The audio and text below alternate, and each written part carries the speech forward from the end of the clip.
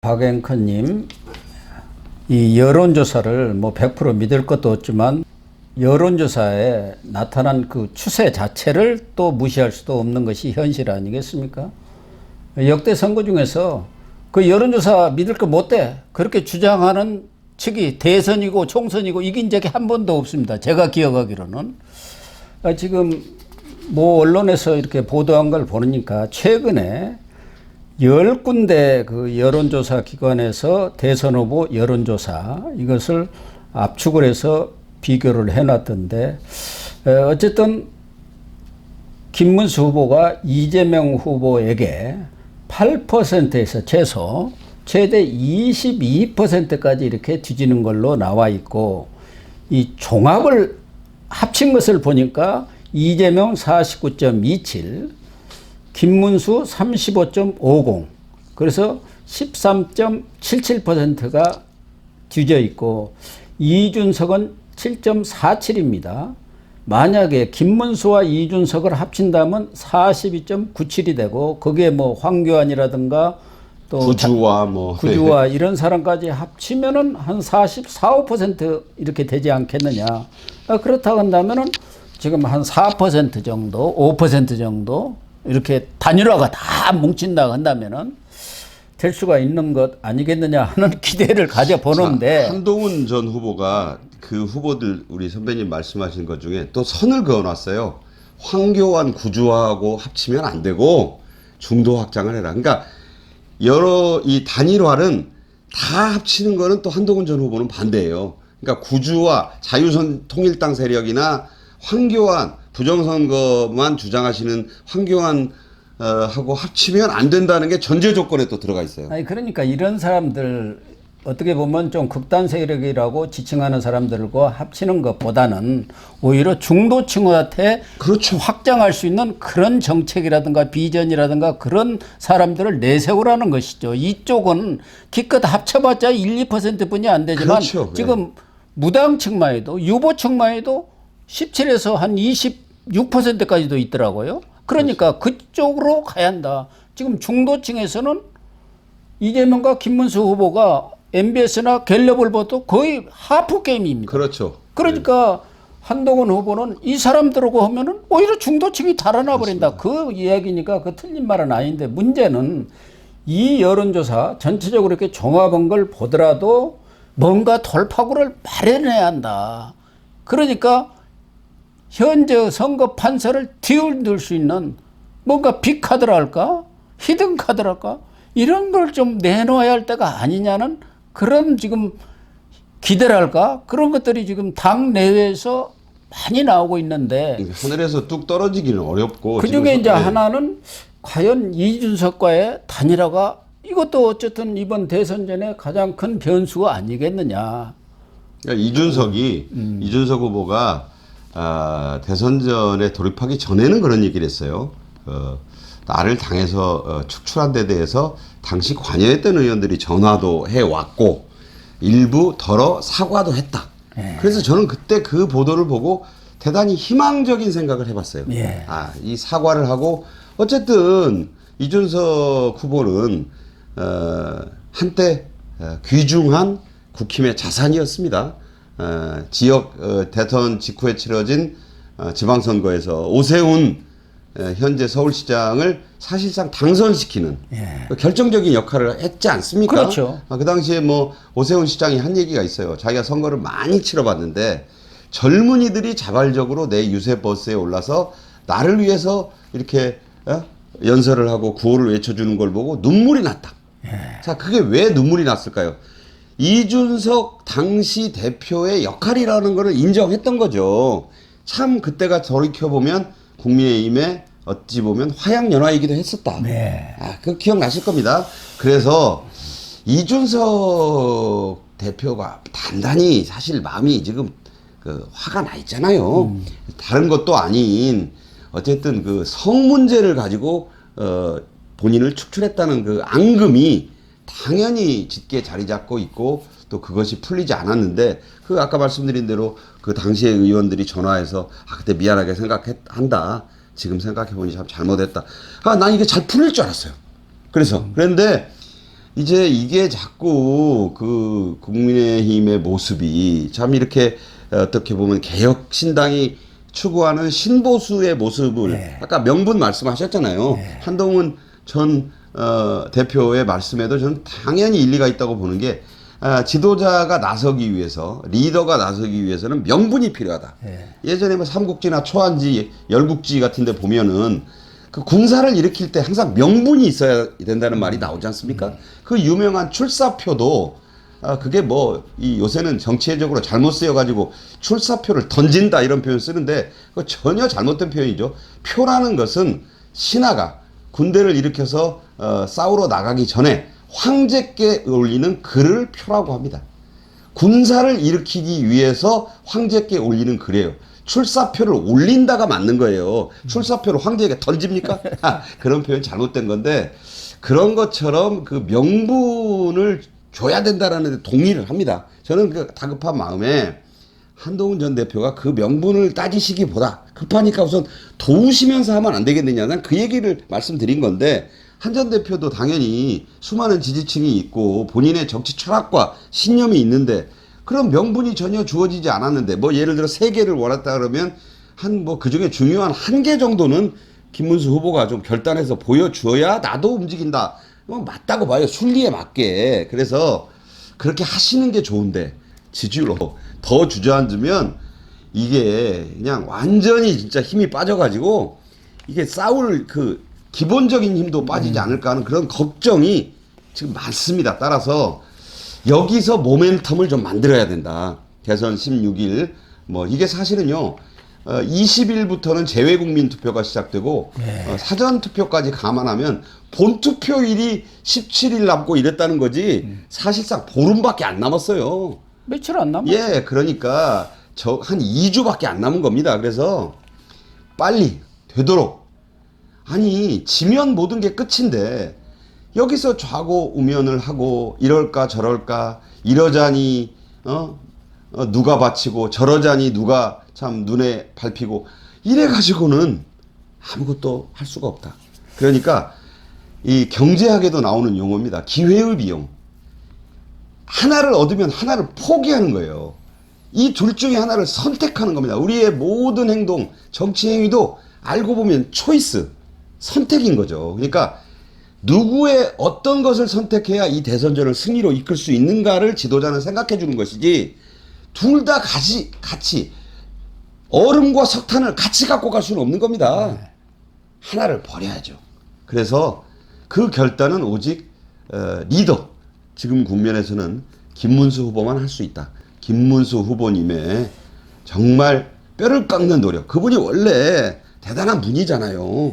그에 걸맞게 이 마지막 국가를 위한 이 투혼을 한번 불사른다는 차원에서 정말 찾아가시고 십고초려 얘기 나오는데 그렇게 하시고 유승민 전 의원이라도 만나고 한동훈 전 대표 왜 못 찾아갑니까? 저는 서울에 지금 주소 다 아는 그 집을 가서 같이 유튜브라도 같이 찍으면 어떨까 싶어요. 저는 그런 그 퍼포먼스도 필요하지 않느냐. 어이 여보 한 대표 라이브로 해가지고 나랑 같이 이 자리에서 발표합시다. 얼마나 또 이런 감동적인 포인트가 있을 수 있겠는가. 그러니까 그런 생각도 해봅니다.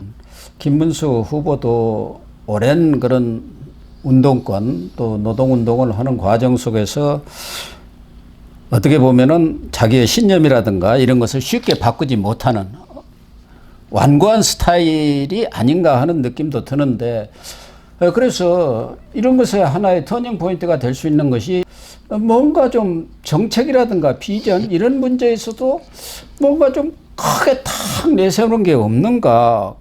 허다마다 이명박 전 대통령 같은 경우는 4대 강도 내놓고 747도 내놓고 과거에 DJ 같으면 준비된 대통령 뭔가 자기 나름대로 YS 군정종식 이재명은 딱 내란 종식 이거 하나만 들고 다니면 되는 그런 큰 프레임을 내놔야 하는데 어떤 캐치프레이즈랄까 자기를 대표하는 브랜드를 내놔야 하는데 그게 지금 있습니까?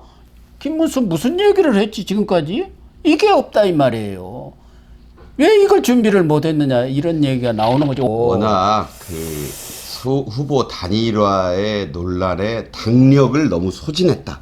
저는 그 말씀을 드리고 싶고 또 하나는 이번 대선을 강고하게 틀어쥐고 있는 프레임이 지금 말씀하신 계엄 내란 프레임이에요. 그러니까 이 정책이 안 먹혀요. 지금 사실 뭐 우파 유권자분들도 이재명이 하는 소리는 다 포퓰리즘으로 듣잖아요. 돈 뿌리겠다는 거 말고 있어? 마찬가지로 좌파들도 정책 대결 지금 18일 날 이 TV 토론 한다는데 저는 그것이 어떤 모멘텀을 그 TV 토론 받고 지지율이 몇 프로씩 막 출렁거려 저는 그렇게 안 봅니다. 왜냐하면 이제는요 공약을 가지고 투표하는 태평성대의 대선이 아니다. 조기 대선은. 그래서 지금 말씀하신 대로 이재명은 내란 세력 척결, 내란 모든 것에 내란을 붙이고 있어요. 심지어 사법부 무력화를 하면서 나오는 얘기가 내란 특별재판소 격의 기관을 하나 만든다. 지금 이재명 후보가 줄줄이 얘기하고 있는 거 보세요. 대법관 수를 증원해서 민간인도 집어넣겠다. 우리나라의 3심제를 뜯어 고쳐가지고 대법관을 또 무력화하게 되면 그 위에 하나 더 있어야 되는데 헌재를 또 그 위에 둬서 그러면 이게 어떤 재판도 결국은 누구에게로 귀결되느냐? 대통령의 의사로 귀결되는 거예요. 그래서 자 이런 프레임으로 그러니까 소위 삼권 분립을 지킬 수 있느냐 없느냐를 저는 이번 대선에서 야당이 이건 김문수를 지켜주자는 싸움이 아니고 삼권 분립의 대한민국을 지킬 수 있느냐 못 지키느냐의 싸움이다. 이재명을 반대하자는 이재명이냐 아니냐의 그런 그 대선이 아니다. 저쪽은 내란으로 그렇게 얘기하잖아요. 모든 걸 내란이에요. 지금 내란 대행, 내란 장관, 뭐 내란 총장 온갖 데 내란 딱지를 붙이고 있어요, 지금. 그래서 정책 말씀을 하셨지만 정책 좋은데 정책이 아니고 그것을 뒤집을 수 있는 브랜드를 내놓으라는 것이죠. 딱 들으면은 지금까지 보세요. 어느 대통령이고 어느 대선 후보 간에 노태우 보통 사람들 시대 뭐 하나씩 탁탁탁 내놨는데 그게 없다는 것이죠. 그러니까 내란 종식과 맞먹을 수 있는 무슨 자잘한 그런 정책 발표해봤자 아무도 몰라요. 제가 지금 말씀드린 대로 상권 분립 수호입니다. 제가 볼 때는. 아니 그것을 다 국민들한테 뇌리에 들어볼 수 있는 그런 것을 그거를 왜 못 만들어내느냐 그 그러니까 아쉬움이 있다는 제가 거죠. 뭐 김문수 후보 캠프의 공보특보도 아니고 그런데 저는 삼권 분립 수호 이거 굉장히 저는 매력적인 거라고 보고 사실 그게 맞는 것 같은데 본인들이 채택하지 않고 있으니까 지금 사실은 정말 중과 부적이다. 또 하나 강약이 부동이다. 저는 이런 게 자꾸 떠올라서 이게 질 때 지더라도 혹여 끝까지 기대를 걸 수 있는 그런 대선전으로 가려면 획기적인 그런 모멘텀을 만들어야 된다. 그건 누가 만들어주는 것이 아니라 후보 본인이 만들어야 한다. 그런 생각을 하고 있습니다. 특히 최근에 지금 이재명 후보는 호남이라든가 또 여기를 돌면서 자신의 정부는 국민 주권 정부다. 그래갖고 국민 주권주의를 내세우고 있어요. 이것도 저는 지금 사법부에 대해서 이렇게 일종의 쿠데타식으로 폭주를 하고 있는 거 이런 것들도 결국 따지고 보면은 이 국민 주권주의, 국민 주권을 삼권 위에 넘는 그런 지금 개념 아니냐 프레임. 그래서 이번에 압도적으로 당선이 되면은 이 국민 주권에 대해서 이 국민들이 용인한 것이다. 이렇게 나올 경우 그게 바로 파시즘으로 연결되는 거예요. 그렇죠. 그러니까 과거 히틀러든 저 무소리니든 다 국민을 제일 앞에 내세우고 국민이 최고다. 그 밑에 무슨 상권이나 이런 거 지금 민주당의 무슨 대변이라는 사람들이 그 얘기하고 있죠. 상권 위에 국민이 주권이 있다. 이런 부분에 대해서 이번 TV 토론이라든가 이런 데서 뭔가 하나의 탁 프레임을 가지고 이재명의 파시즘 독재를 부시다든가 뭔가 이렇게 딱 국민들의 내려올 수 있는 그런 거를 좀 해줬으면 어떨까 하는 그러니까 아쉬움이 있는 거예요. 자꾸 그 국민이란 말을 이재명 후보 이재명 측에서 하는데 저는 그거를 국민을 개딸로 치환시키면 맞는 것 같다. 왜냐하면 자꾸 일극일극하고 파시즘을 선배님이 말씀하시는 것이 뭐냐면 이 전체주의적인 거예요. 그러니까 자꾸 아니 상권 분립을 200년 민주주의를 한 그 미국의 우리 민주주의가 미국에서 온 거지 않습니까? 프레지던트도 미국에서 온 것이고, 자 의회의 우리는 상하 양원제도 아니지만 거의가 영국보다는 미국에 가까운 민주주의를 하고 있는데, 이게 87년 헌법에 문제가 지금 투성이가 많으니까, 자 이런 부분에서 국민주권을 하면서 자꾸 그 이재명 측근들이 뭐라고 하고 있냐면 직접 민주주의를 자꾸 얘기해요. 스위스 같은데 나라가 규모가 작아서 옛날에 뭐 로마나 그리스, 아테네에서는 어떤 도시에 모이면 한 10,000명도 안 됐다 그러잖아요. 그러니까 그래서 이제 아크로폴리스에 그때 모이면은 네, 한 5,000명, 10,000명. 수천 명 뭐 모여가지고, 그래 잘 아시는 도편 추방. 네. 그래가지고 조개 껍데기에다가 그 가부를 써가지고 저 사람 쫓아내 하면 그 다수표 나오면 쫓아내서 그 유명한 페리클레스가 도편 추방에 의해서 쫓겨나고 그런. 그러니까 이런 얘기를 자꾸 하는 것은, 아니 지금 21세기 민주주의 대한민국에서 직접 민주주의를 해? 그러면 어디 광장에서 모여가지고 그 사람들이 누구를 탄핵하자 그러면 탄핵하는 것이고, 거기에 모든 그 민주주의 제도가, 아니 세상에 대법원장을 역대 어느 정부도 그렇게 하지 않았는데, 그러니까 좋아요. 사법이 대선에 개입했다, 그런 얘기를 민주당이 주장할 수는 있다고 봐요. 그러나 그 어느 정부도, 좌우 어느 정부도, DJ부터 특히 진보 정부 누구도 대법원장과 대법관들을 불러서 청문회한 적이 없잖아요. 네. 그분들은 화난 일이 없었겠어요? 안 했잖아요. 왜 안 합니까? 제도에 의한 민주주의를 하기 때문에 안 하신 것들이잖아요. 그런데 왜 갑자기 대법원장이 무슨 우리가 대통령을 2번이나 탄핵한 나라인데 대법원장쯤이야. 정청래의 말이잖아요. 법사위원장. 자, 이런 것들이 어떤 세상을 예고하고 있는가. 이제 정말 저는 뭐 누구 왕 이름 얘기했다 곤욕을 치렀는데, 저는 그렇게 생각합니다. 이재명 후보의 명자를 따서 명조 시대가 적어도 열리는 거 아닌가. 그 뭐 다른 그 분 얘기를 했더니, 다른 왕 얘기를 했더니 저를 엄청 그 비난을 하던데, 저는 그 얘기에 그 빗댄 적은 없어요. 그럴 수 있다라고 말씀드린 건데, 그래서 우리는 6월 3일, 4일 이 3일 대선에서 절대 민주주의 공화국 대한민국의 제도 속에서의 대통령을 뽑는 것이지 무소불위의 권력자를 뽑는 것은 아니다. 그 점에서 그 점을 그런 것을 허물어뜨리려고 적어도 하고 있다고 보는 그 후보를 우리가 막아야 된다라는 그 선거 구호를 좀 선명히 했으면 좋겠다. 이렇게 생각합니다. 그래서 김문수 후보 측에서도 지금과 같은 상태로 지속이 되면은 무난히 지는 것 외에는 저는 없다고 봅니다. 그렇기 때문에 이 판을 흔들 수 있는 카드를 내놔야 한다. 그러라고 그 사람들이 그렇게 모여 있는 것 아닙니까? 고대합니다, 정말. 그래서 집권 오면은 다 장관도 하겠다고 다 꿈꾸고 그 모여 있는 사람들이 밤낮 밥 먹고 하는 일이 뭡니까? 그것도 못하면은 그만둬야죠.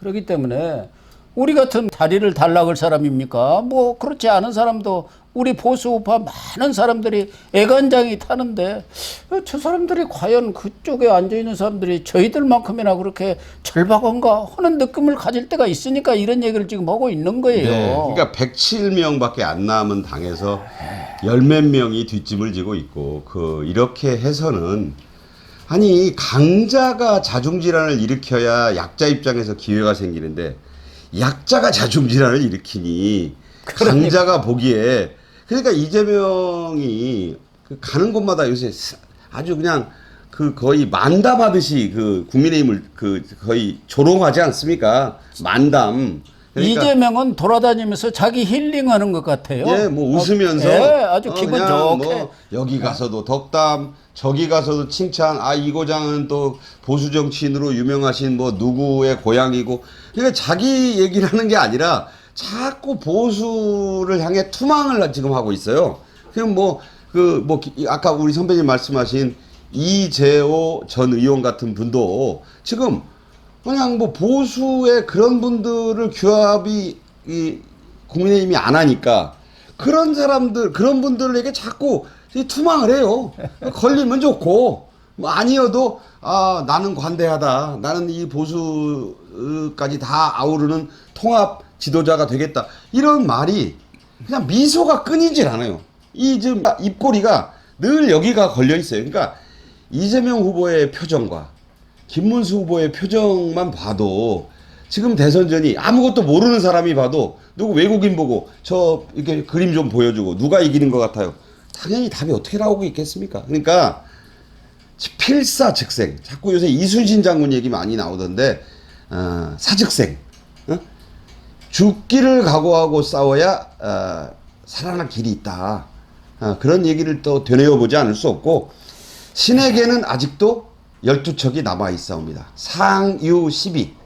다시 한번 이순신 장군의 정신으로 이순신 장군이 주로 활동하시던 데가 전남 쪽에도 있지만 통영을 비롯해서 통영이지. 이쪽도 있고 통제영은 충무, 통영. 그쪽입니다. 그러니까 제발 좀 이제부터 좀 힘을 내주시기를 간곡히 기대할 뿐입니다. 예. 저도 마찬가지고요. 우리 김문수 후보님 화이팅을 하기를 기대를 하겠습니다.